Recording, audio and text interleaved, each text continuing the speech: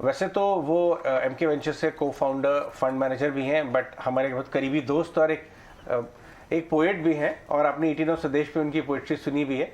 लेकिन आज हम बाजार के ऊपर फोकस करेंगे तुषार के साथ। Tushar, good afternoon. तुषार, आप इस बात को मानते हैं क्या? Good afternoon.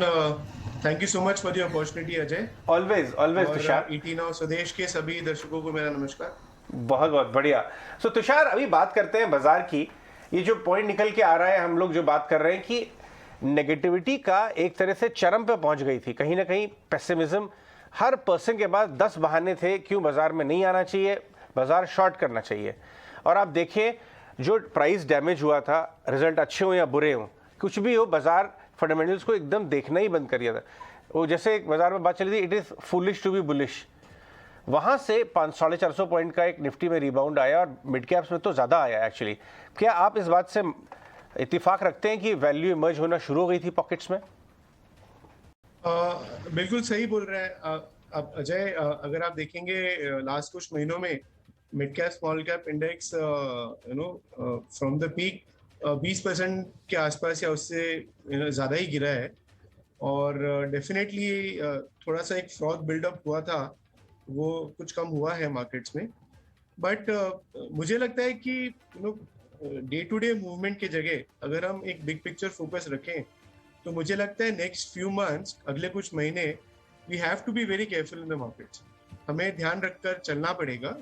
हम एक्सपेक्ट करेंगे कि there will be more volatility, और अगले कुछ महीने मैक्रो फोकस ठीक है। लाइक मैंने पिछले बार भी शो में आपसे कहा था कि we can not do a lot with macro beyond the point. हम जितना भी ट्रैक कर लें, we can't control it. What is in our control is individual stocks and our research on those stocks. तो फोकस वही होना चाहिए कि आप अच्छी कंपनीज आइडेंटिफाई करें, अच्छी कंपनीज में अपना काम करके रखें, और बाजार आपको खरीदने का मौका पक्का देगा। अभी भी दिया है इस राउंड ऑफ करेक्शन में भी, and I think next few months में you will get more such opportunities. घबराने की जगह अपना काम करके रखें, and we'll get the opportunities to buy. नहीं, लेकिन सोच विचार करके होमवर्क के बल पे बाजार में अप्रोच करें। 6 महीने में आपको अच्छी अपॉर्चुनिटीज मिलेंगी, तुषार का ये मानना है। 350-400 पॉइंट डाउ फ्यूचर्स भी काफ़ी सपोर्ट कर रहा है अपना। तो चलिए बात करते हैं, क्योंकि ये 8-9 महीने का करेक्शन ऑलरेडी बाजार देख चुका है। आप 6 महीने और देख रहे हैं कि वॉलेटिलिटी रह सकती है। किस तरह के, पहले वो बताते हैं अपने व्यूअर्स को कि कौन से 4-5 फैक्टर्स हैं जिनकी वजह से आपको कॉशन आप बरत रहे हैं बाजार में? तो आई थिंक बाजार के लिए सबसे बड़ा मॉनिटरेबल अभी भी क्रूड ऑयल ही है। बहुत कुछ हो गया है। 2 महीने हो गए, Russia Ukraine war is still continuing, और अभी भी डिमांड साइड पे भी इश्यूज हैं, सप्लाई साइड पे there is disruption. And if you see oil prices अभी भी गिरे नहीं है, they are still continuing to be very high. और जब तक तेल की कीमत में कमी नहीं आएगी, as a market, as a overall macro situation, I don't think we will bottom out. जब तक, so key monitorable for me would be, first would be oil prices. Second, I think currency is another major monitorable. Last कुछ महीनों में definitely INR गिरा है थोड़ा, but फिर भी अगर हम देखें compared to other currencies, we have done quite well. और 2.5 लाख करोड़ से ज्यादा की FII सेलिंग हुई है लास्ट 6-7 महीनों में। In that context, definitely, and given the global macro, given where oil is, उस context में अगर देखें तो currency has definitely done still quite well. मुझे लगता है कि psychologically 80 का एक level है जो टूटना नहीं चाहिए। I don't think it will break. मुझे लगता है कि मे बी थोड़ा और depreciation हो सकता है, लेकिन यहाँ से बहुत ज्यादा गिरावट नहीं आएगी currency में। But that is one key monitorable along with oil. And third, तो अजय अगर आप देखें लास्ट कुछ सालों में balance sheets globally have materially gone up. सारी देशों की सरकारें, central banks have been printing money left, right and centre. तो कहीं ना कहीं ये एक रिवर्सल आना था। There would have been some unwinding that had to be done. वो प्रोसेस अभी शुरू हुई है। We are still very early in that entire process, और अगले कुछ महीनों में बाजार में वॉलेटिलिटी बनी रहेगी जब तक ये डिसाइसिव एक या तो रिवर्सल नहीं हो जाता, या banks don't take a alternative view. तो अभी बाजार में सबसे ज्यादा फियर जो है, जो मुझे लगता है एक डर का माहौल बना है, वो यही है कि ये अनवाइंडिंग होगी, ये सब एक्सपेक्ट कर रहे हैं, लेकिन ये ऑर्डरली वे में अनवाइंडिंग हो सकती है क्या? बैलेंस शीट रिडक्शन का जो बैंक्स बोल रहे हैं और रेट्स भी जो बढ़ा रहे हैं मुद्रास्फीति कंट्रोल करने के लिए, कहीं ना कहीं एक डर ये है कि ऐसा ना हो जाए कि हम अनवाइंड कर रहे हैं बैलेंस शीट और हम रेट्स बढ़ा रहे हैं, लेकिन मुद्रास्फीति इन्फ्लेशन कंट्रोल में ना आए और रिसेशन में ना चले जाए economies. So that could be the worst case scenario, that we don't control inflation at the same time growth starts to suffer. So एक मेजर डर लोगों में ये है, this will be a key monitorable, कि how do banks and how do governments respond to the variables. तो मेरा personal view इसमें यह है अजय कि मुझे लगता है एक तो होती है मुद्रास्फीति की दर डिमांड सप्लाई कंट्रोल करने से, एक होती है एक्सपेक्टेशन मैनेज करना. लोगों की उम्मीदें क्या है मुद्रास्फीति दर को लेके, इन्फ्लेशन को लेके लोगों की उम्मीदें क्या बनी है आगे के लिए. तो I think governments and the banks are being more hawkish to try and control the expectation itself, because supply side में जो डिसरप्शन है that is not necessarily in our control and that takes time to address. और demand side आप control कर भी लेंगे तो definitely growth affect होगी, बट एक मेजर फैक्टर होगा कि आप इन्फ्लेशन एक्सपेक्टेशन को कैसे कंट्रोल करते हैं. तो मेरा ये मानना है कि बैंकर्स ने थोड़ा सा एक हॉकिश व्यू लिया है, बट एक्चुअल एग्जीक्यूशन जो एक्चुअली वो करेंगे दरों के साथ, that will be far more measured and controlled rather than a continuous process of rate hikes which what the markets are fearing. So these are three variables I think जो हमें देखना चाहिए closely. जी right. Tushar, inflation concern है, veg inflation current situation देखी जा रही है, लेकिन इस बीच जब हमने पिछली बार बात की थी आपसे, 4 तरह के लेवरेज के बारे में भी बात की थी. अब फ्रॉथ इन दी मार्केट्स को अगर देखना है, कहाँ से पॉजिटिविटी आती हुई दिखेगी, कहाँ से अपॉर्चुनिटीज बनती हुई दिखेगी, उनकी तर्ज पर अगर आप हमें बता पाएं, क्या लगता है आपको? राइट. तो again you are right, I had mentioned 4 different types of leverage. अगर हम देखें कि क्या कंपनी में बड़ा रन है, बड़ा डेट है, या प्रमोटर्स पे लेवरेज है, या ओवरऑल इन्वेस्टर्स लेवरेज है, और जो चौथा मैंने कहा था वो था नैरेटिव्स में लेवरेज, मतलब जो future way forward in the future earnings को हम आज डिस्काउंट करना चाहते हैं. तो अगर इसमें जो लास्ट 2 बकेट है which is where the investors are leveraged, and जो चौथा बकेट है where the stories are leveraged, definitely last कुछ महीनों में you will see massive correction. Just to give one example, Zomato का जो आईपीओ आया था, आई थिंक 160 या 165 का कुछ पीक प्राइस होगा, today it is close to 55. ऊपर से जोमेटो में जितना करेक्शन हुआ है, I think it is lost maybe close to 90,000 crore market cap. This is more than the entire hospitality sector's market cap today in India. So that is the kind of destruction happened in just one IPO, and which is supposed to be one of the leading companies in this space. So definitely जहाँ पे भी earnings, near term earnings का support नहीं है, और जहाँ पे 3 साल 5 साल आगे की हम बात कर रहे हैं, definitely you've seen a lot of correction. I think you would probably see some more correction. इनमें से कुछ नामों में अभी और भी करेक्शन आना बाकी है. Overall in this space we need to keep monitoring, but there is no hurry to enter in this space. But definitely third pocket जो है, जहाँ पे हम देख रहे हैं कि इन्वेस्टर्स लेवरेज थे, वो काफी हद तक कम हुआ है, काफी हद तक फ्रॉड कम हुआ है मार्केट से. Mid cap small cap side में value has started to emerge. I mean across few sectors low teen multiples पे, या even in few cases still single digit multiple पे स्टॉक्स अवेलेबल हैं.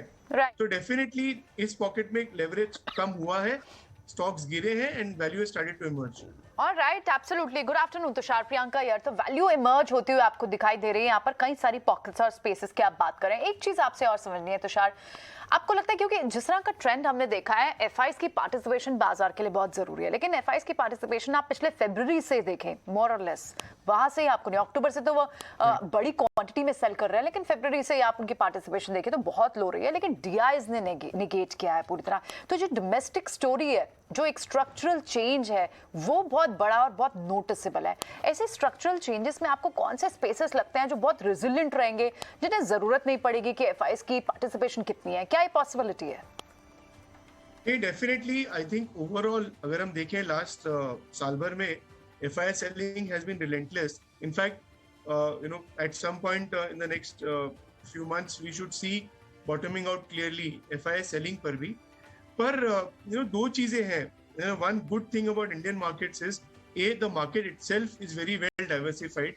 हमारे पास काफी options हैं across sectors choose करने के लिए. The domestic participation itself has broadened. और definitely retail money SIP flows जो हैं वो काफी स्ट्रॉन्ग रहे हैं और मिड कैप स्मॉल कैप में एक सपोर्ट भी रहा. इनफैक्ट वैल्यूएशन थोड़े ज्यादा एक्सेसिव हो गए थे, वो अब करेक्ट भी हुए हैं. I think we should continue to see good flows और डोमेस्टिक मार्केट ओवरऑल रेजिलिएंट रहेगा. Few opportunities from investment perspective जो मैं डेफिनेटली हाईलाइट करना चाहूंगा. एक I think automotive as a sector I would like to highlight both in India और globally भी. Automotive last 2-2.5 साल इफेक्टिवली देखा जाए तो नहीं चला है. पहले डिमांड साइड में इशू थी, फिर ऑब्वियसली कोविड रिलेटेड इश्यूज हो गए, फिर सप्लाई चेन डिस्ट्रप्शंस हो गए. अगर आप देखेंगे लास्ट कुछ महीनों में डेफिनेटली सेमीकंडक्टर अवेलेबिलिटी की वजह से ओवरऑल सप्लाई साइड कंस्ट्रेंट्स हैं अक्रॉस द बोर्ड ग्लोबली भी और भारत में भी. और सेकेंड, कमोडिटी प्राइसेस काफी बढ़े थे तो इनके मार्जिन स्क्वीज हुआ था because that major cost escalation. Oil prices भी बढ़े हुए थे तो एक डिमांड साइड पे भी प्रेशर था. But I think incrementally and may be another quarter, may be 2 quarters हम थोड़ा पेन देख सकते हैं जब तक ये सेमीकंडक्टर इशू सॉल्व नहीं होता. बट मुझे लगता है कि नेक्स्ट 2 से 3 साल का व्यू ले तो एक स्ट्रक्चरल तेजी ऑटोमोटिव सेक्टर में मुझे लगती है. There is a lot of pent up demand and once supply resumes we will see good growth here 6 to 8 quarters. Second, clearly government का एक बड़ा फोकस रहा है on infrastructure creation and on manufacturing incentivisation. जो PLI की schemes आई है, government ने अक्रॉस द बोर्ड इनकरेज किया है कंपनीज को नया निवेश करने के लिए. I think we are just starting to see the benefits emerge. Again next 2 से 3 साल मुझे यहाँ पे बहुत वैल्यू दिखती है and there might be some new companies also that will come in, new spaces to invest will emerge in this segment. Third, as a general principle, rising interest rate scenario में banks and specially the larger banks जहाँ पे cost of capital is lower because of better deposit base, तो वो generally rising rate scenario में अच्छा करते हैं. हालांकि we are in a very particular situation right now जहाँ पे इफेक्टिवली मैक्रो सिचुएशन ऐसी है कि रेट्स बहुत ज्यादा और बहुत जल्दी बढ़ने का अनुमान है. तो डेफिनेटली बैंक्स पे भी असर पड़ेगा. इनफैक्ट लास्ट कुछ महीने बैंक्स ने अंडर परफॉर्म ही किया है ब्रॉडर मार्केट्स को. पर अर्निंग्स अगर आप देखें, लीडिंग बैंक्स की अर्निंग्स बहुत स्ट्रांग है. Credit growth is started to pick up. मुझे लगता है कि they will benefit from from better margin, from more credit growth. Tushar, इसको ब्रेक डाउन करते हैं. फाइनेंशियल्स की बात कर रहे हैं, इसको ब्रेक डाउन करते हैं. हम इस समय फाइनेंशियल्स की बात कर रहे हैं. वो आउट परफॉर्म भी कर रहे हैं. लास्ट 3-4 दिन से फाइनेंशियल्स आउट परफॉर्म कर रहे हैं. मैं आपसे 2 स्पेसिफिक बात पूछूंगा क्योंकि मैं जानता हूं मिड कैप्स पे आप कह रहे हैं कि कहीं कहीं पे काम करके रखिए आप, अच्छे बिजनेस मॉडल, कैश फ्लो. एक आपकी जो NBFCs हैं जो टेक्नोलॉजी का यूज़ बहुत स्मार्टली कर रही हैं और पुराने ऐसे फाउंडर्स लेड हैं जिन्होंने डेमोन्स्ट्रेट किया हुआ है वैल्यू क्रिएशन, इस तरह की कुछ NBFCs पे आप स्टडी कर रहे हैं. और दूसरा, कुछ सेलेक्ट रियल एस्टेट कंपनीज जिनमें बहुत डीप वैल्यू है लेकिन फाउंडर शायद, प्रमोटर्स शायद बहुत अग्रेसिव और डायनेमिक नहीं थे, लेकिन अब वहां पे कुछ मैनेजमेंट चेंजेस हो रहे हैं. डेफिनेटली बोथ इन दोनों सेगमेंट्स में हम स्टडी कर रहे हैं. In fact Ajay, I think real estate as a pocket, I think यहाँ पे बहुत बड़ी तेजी अभी भी लगती है. नेक्स्ट 1 से 1.5 साल में स्ट्रक्चरली यहाँ से काफी तेजी लगती है because we are starting to see prices go up in the real economy. Real estate prices have started to go up.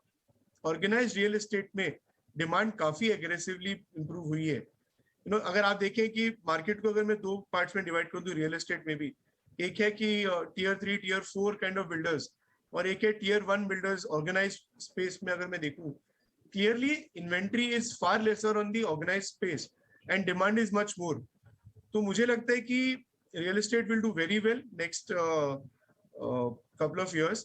और डेफिनेटली अगर एक इंटरेस्ट रेट यहाँ से थोड़ा बढ़ेगा भी, but we will, I don't think it will go up too much.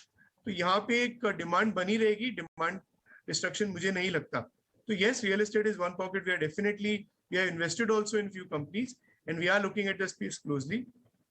Fintech space में again we are so हमारा मानना है अजय कि bottom up basis पे fintech में there is deep value in few companies and we are definitely keen to invest and we are evaluating closely.